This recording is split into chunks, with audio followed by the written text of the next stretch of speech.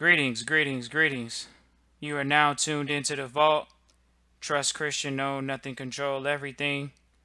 Just want to thank you for tuning in live or listening in the replay. Gonna be coming at you with another Power Pack episode. Just want to thank everyone listening live or listening in the replay. It's always a joy and a pleasure to have our listener base grow and just always appreciative of all the support for the years now and just back every Tuesday at 8 p.m. Eastern Standard Time and 5 p.m. Pacific Standard Time. So, and if you're anywhere else in the world, we do appreciate our listeners from all around the world looking to learn how to live in trust with their families and their friends and build communities of trust and things of that nature. So today we're going to have a Power Pack episode of Who Do You Trust? And this episode is really catered towards successor trusteeship. I wanted to really just talk to individuals and talk to them about how to perpetuate wealth, family values, um, perpetuating mindset, giving away assets from one generation to the next, to a degree tax free.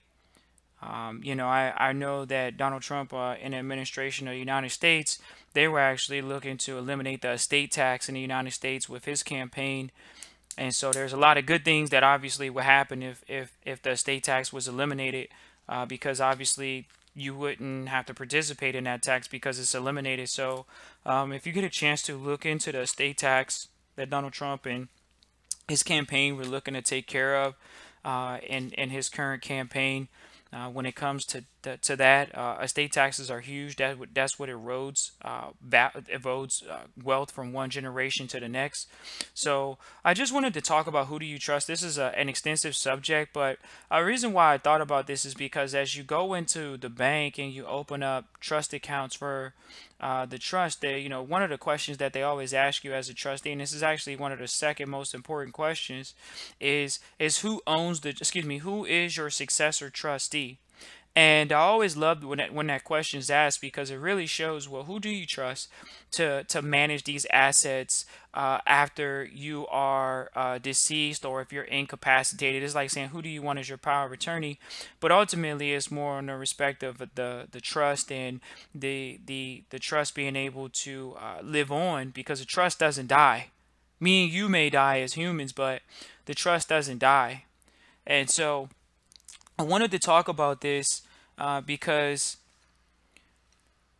someone that you trust is someone that you would let them take the estate and be able to perpetuate that from one generation to the next without squandering it. As a trustee, I know that people put a lot of energy into being a trustee to grow the estate, to protect the estate, and pass on the estate. And when the estate isn't passed on or the trust isn't passed on properly, it can be very disheartening. But I wanted to talk to you all today about someone that you trust and understanding that you can start turning things into business relationships, and particularly just not going on vacations anymore, but going on private family retreats or going on site visits and training up your successor trustees. And this is how wealth is perpetuated, is because now there are no more family vacations. They're site visits or private family retreats. They are families working together in a capacity to grow the family wealth. We can use an example of Warren Buffett, where Warren Buffett says, I'm not going to leave the money to my children directly. I'm going to leave it to charity. Well, guess what? When you go look at the Berkshire Hathaway disbursements, they're going to the charities that his children manage. So he was correct. He's not giving it to them directly. He's giving it to them via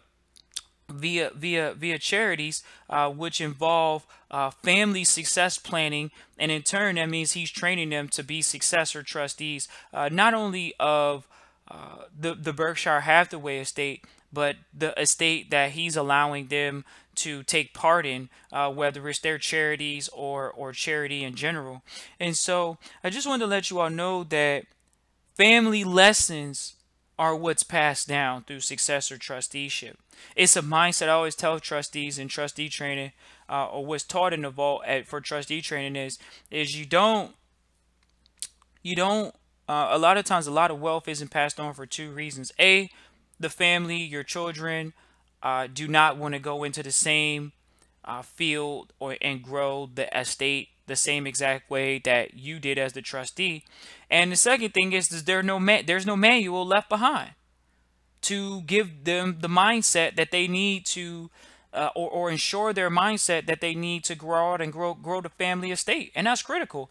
And that's something that I've always been able to realize. That's something that I was taught very early in the trustee training. And so in trustee training, you learn that you get the manual, you get a private successor trustee manual, you get the mindset that you need to pass on that. And then another thing that I share with trustees, and I say inside of the vault, or in the vault we say, which is focusing on keeping a diary of your business transactions. Why did you make that transaction? What were you thinking about when you made that transaction? What put you in a position where you had to make that decision? Just a couple different bullet points for each different business transaction. So as your children or your successors go back, they can say, okay, this is where the money was, and this is why this decision was made. And this is how successor trusteeship is carried out.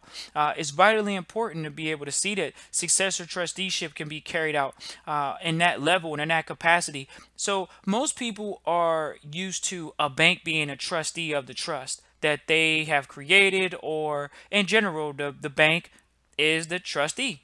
And so who is the successor? So if you're the trustee and the bank's the trustee, who's going to be successor? The bank's going to be a successor. Well, obviously the bank's going to make the decisions that work in their favor because they're the trustee. They need to make sure that they keep their position as a trustee. Whereas what I love even about trust is that trustees can lose their position for a lack of having quality fiduciary decision making skills. And that's very important.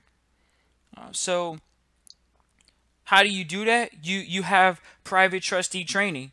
Christian@trustchristian.com is the email you can email us at. I know we've actually got quite a few emails. We're going to move into a capacity of a trustee training in 2019. So getting on the email list is very critical because you're going to get that email. You're going to be in the private trustee training environment, and you can see how families move privately. So it's an invite only, it's private only, and that's how we move. So it's always exciting. But how do you get to the point where you have a successor trustee in a position to take over the trust? And one of them is actually putting them in a training where they're non-fiduciaries, and that's critical because just because they're a trustee doesn't mean they have financial decision making. Just because they're a trustee doesn't mean that they're making certain decisions. Sometimes you can have, what I love about trusteeship is that at any moment you can label a trustee something that has nothing to do with fiduciary skills, which means they're able to make financial decisions for the trust as a trustee. So in turn, you put them in a learning environment where they can sit in board of trustees meetings, things of that nature. So it trains them up indirectly because they see how the board is to be conducted. They see how decisions are made. They see how minutes look. They see the transactions that are being done, but they have no capacity to actually make those transactions into a reality. And so even having trainings on that, we do quarterly workshops as trustees. And we push to do that every year. So this is 2019, definitely going to do that here in the first quarter. And so one of the other things is, like I say, is that manual. Being able to have a private manual where you can do trustee training based off of a manual where you have mindset, where you have contracts, where you can see sample contracts, because contracts are critical in trusteeship. You have to be able to be very familiar with that. I always share with everyone to the law library is the secret gem and jewel of each area. And in turn, taking your successor trustee to the contract law section, taking them to the trust section, to the irrevocable trust section, to the revocable trust section, to the public trust section, exposing them to contracts in general in that space is very critical. It's so exciting when you walk into the law library and you see contracts about trademarks. Well, a trust is a person, so a trust can create a contract for a trademark. A trust can create different things because it's a person. So it's always exciting to see that you can go into the law library and say, hey, the trust can do all of these things, but you as a trustee have to be able to know how to talk to the people that are going to be working on this and doing this, so you at least have an idea of what the lawyer or the accountant or the CPA or the paralegal is actually doing on behalf of the trust. And so it's very critical to be able to have them in that position to actually listen to that information or see that information. So, I see a lot. This is a family sport. Trust is a family sport, in my opinion, ladies and gentlemen. At the Vault, we practice that trust is a family sport. And so, in turn, having your children in the trustee training is critical. We've had people as low as 13 years old and younger, from a very young age, to be able to be in the training and shadowing their parents and things of that nature. And even just having trustees in general that are in their 20s is very, very exciting, because it shows that wealth is a mindset. It's a family mindset. It's to perpetuate the wealth and things of that nature. So very exciting to have your children or your nieces and nephews learning fiduciary responsibilities indirectly. Even though they're not able to make a financial decision, they're still able to be in the environment and learn. So very, very critical. So what if you can perpetuate your legacy through being able to train up a successor? See, a lot of times, a lot of people don't understand that a trust is for the benefit of the beneficiary. But if you don't have good managers, if you don't have successful trustees that know how to manage, that have a diverse skill set meaning people skills. So the trust is going to have to pay for education for the trustees. Everybody doesn't come along competent. So now you're allowing the trust to, and this is not for every case, but trust can pay for trustees to go learn. That's important, ladies and gentlemen, to learn people skills, to learn business skills. Those things are critical inside of trusteeship. Learning leadership development skills. So it's awesome to see that a legacy can be perpetuated through the trust safeguarding itself by being able to have things in place to where the successors are being trained at the same time of the assets being grown, the assets being held, and things of that nature. And so now you can see how legacies are perpetuated from one generation to the next, because once again, just to give you a hint, hint, wink, wink, if your children are not beneficiaries, they won't be taxed. As a trustee, who knows if they're receiving a salary? If they're not, then the assets will be able to go on from one generation to the next without being taxed. Why? Because the assets aren't moving the title. The beneficiaries have to bear that burden. And if your children are not the ones that are doing it, then your children don't have to bear that burden. If they're not the beneficiaries, they're in trustee position, then where are the assets being quote unquote given? They're not being changed. It's just now you have someone step up into place and manage the family trust, manage the family name, and that's critical. So I'm always excited about being able to talk to you all about that. And it's always an exciting thing to go ahead and move forward with it. So I'm going to go ahead and see who's in the chat tonight, see how everybody's doing.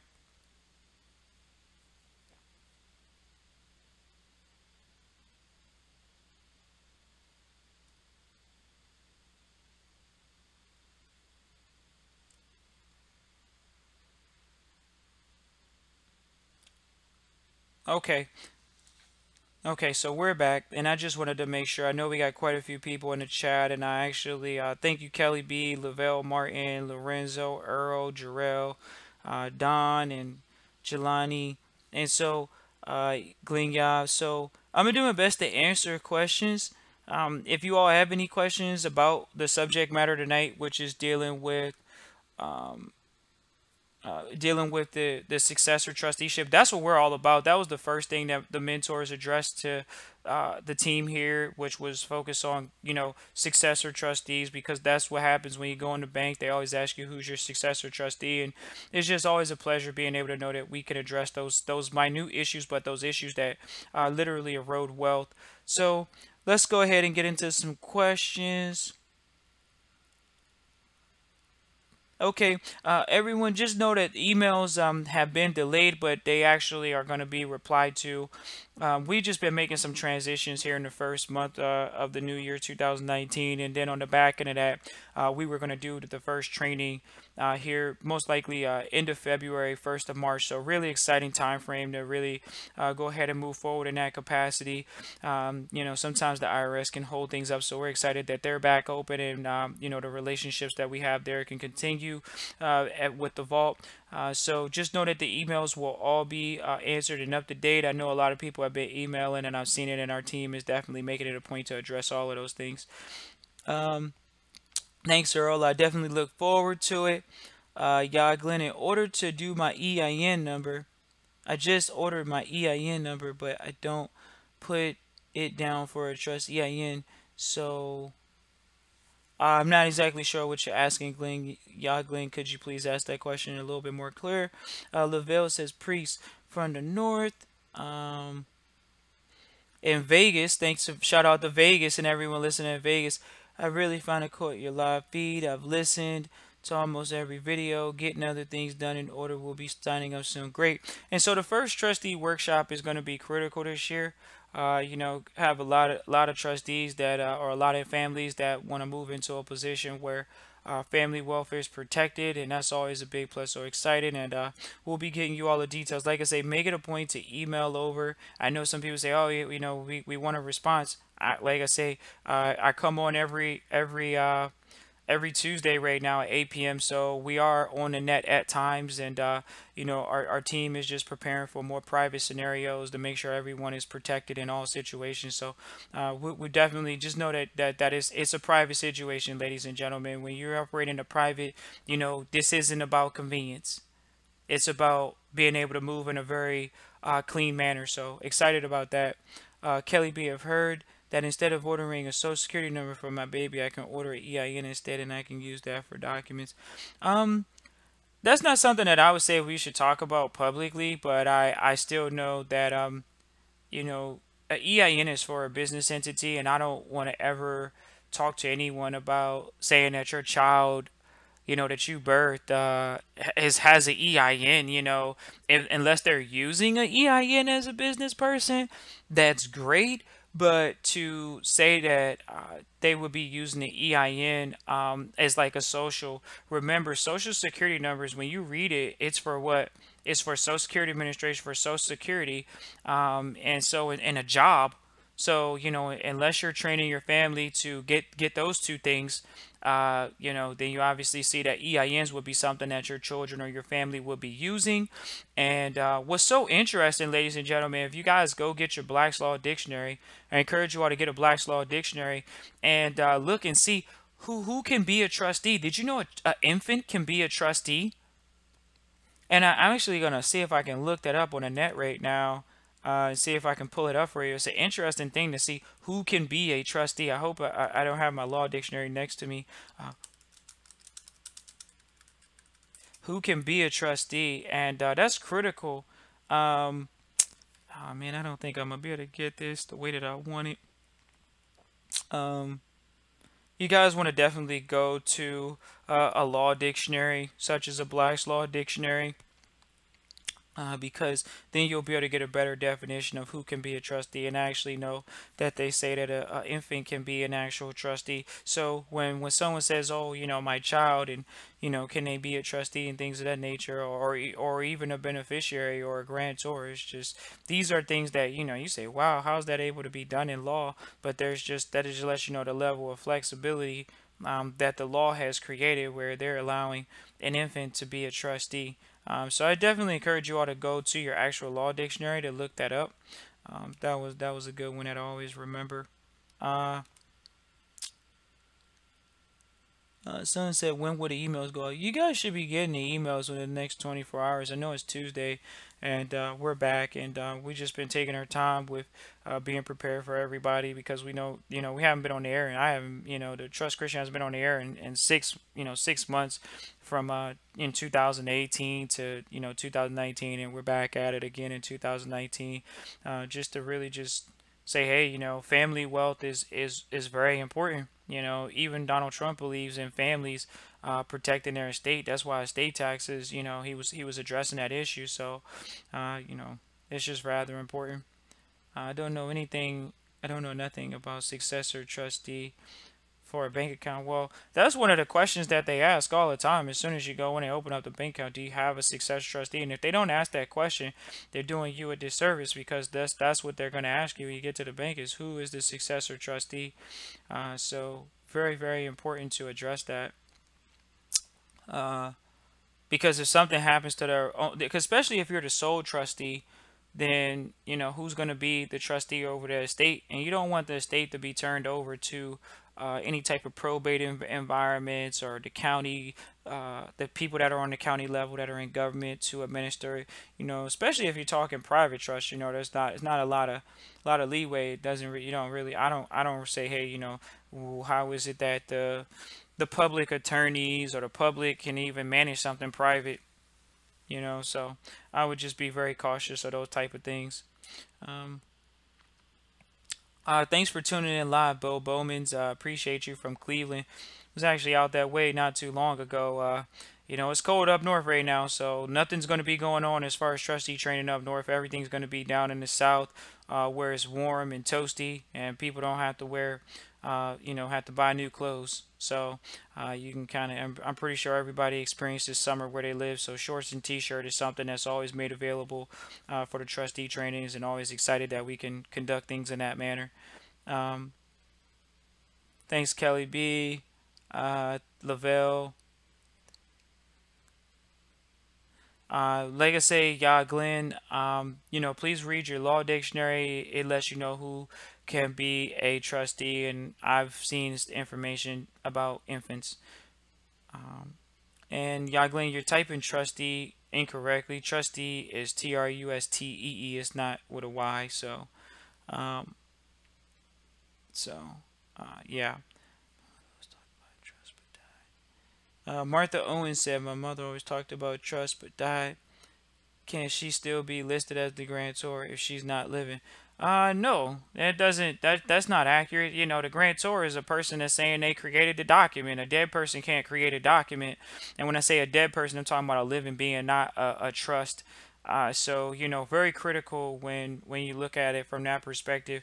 I would never say that's cool to have a dead person on a document and say they created something, but really they're dead. That's just not acting in integrity. It's very important to if it that's why they actually have things called living trusts, is because the grantor was living when they created it. There's over 80 different types of trusts, so there's many different trusts. But how is the grantor going to create something if they're not living? The trust is actually originated from the grantor's belfry of their mind, and so in turn, that means that they're creating it at the moment that they open it up, or they create the document, or the document is created. The grantor is living. To say that they're not living, I don't really know how that would be able to work. So I wouldn't say that's a good thing. I would never want to touch anything like that. I please welcome questions. I know we're about 23 minutes into this episode, but if you have any questions, feel free to shoot them out. Once again, if you want to look into trustee training, feel free to reach out to us at christian@trustchristian.com, and we'll move forward from there. Or hfrn.vault@gmail.com. I know some people say, hey, we want to be in contact. Like I say, ladies and gentlemen, we're just moving in a capacity where the trustee training is going to be priority first quarter here. And so, not just doing consultations and things like that. Uh, no, they never stated or asked that question to me. When you go into the bank, yeah, that's critical. If they didn't ask that bank, if I guess you're referring to the bank, Glenn, when you say that they never asked you who's your successor trustee, and I would just go back in there and I would address that. But see, the thing about it is, a lot of times when you walk in the bank, a lot of them are not familiar with trust. That's like saying, how familiar are you with trust? When you go into the bank, but a lot of times, depending on the type of bank you go into, a lot of them are not familiar with trust accounts, and so them not asking that question is not an odd thing. It's just the fact that they don't really know. So it's just critical. Greetings, Gustavo. Good to see you and hear from you. Appreciate you for tuning in live. Uh, Bobby, Dancy, appreciate you. And Kelly B, thank you as well. I appreciate you all for tuning in live. If there's no other questions or comments, feel free to shoot us out with any, shout us out with any questions or comments. I just want to thank you all for tuning in live or listening to replay.